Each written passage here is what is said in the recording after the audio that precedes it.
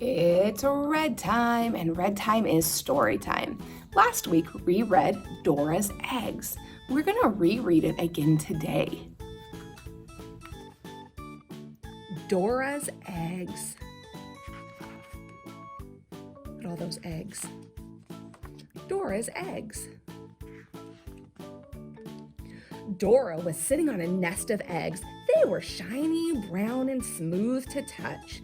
"These are my very first eggs," clucked Dora proudly. "I must get all of my friends to come and admire them." Dora climbed out of the hen house and into the farmyard.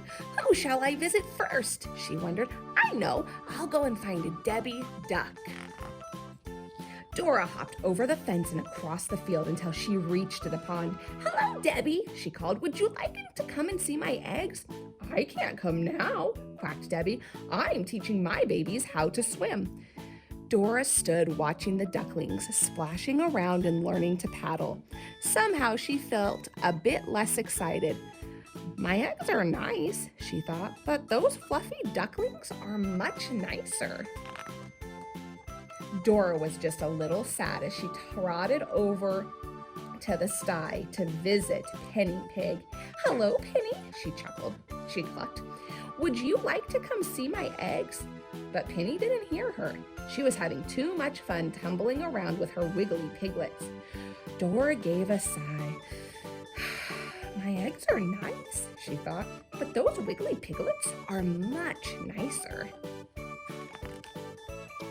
Dora gave another sigh as she climbed to the hill to find Sally Sheep. "Would you like to come and see my eggs?" she asked Sally. "Not today," bleated Sally.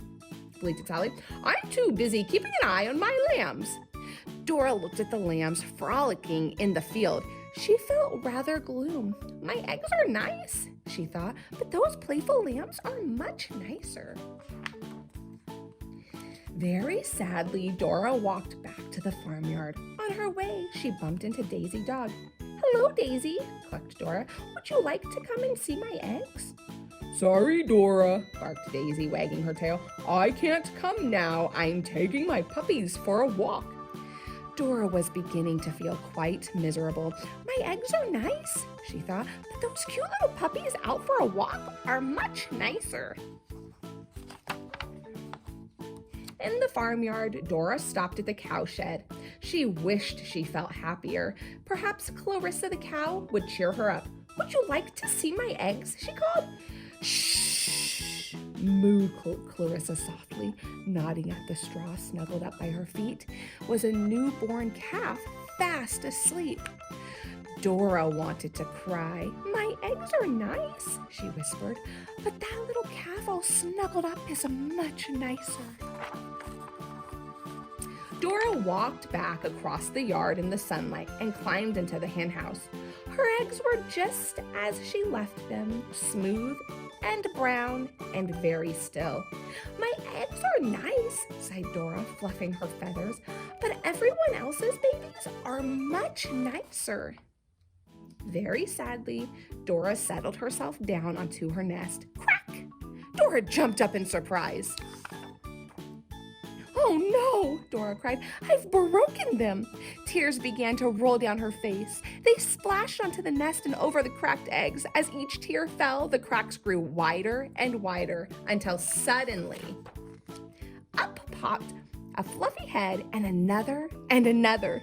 Soon the nest was full of tiny chicks. "Cheep, cheep," the chicks peeped. "Cheep, cheep." Dora stopped crying and stared at her babies.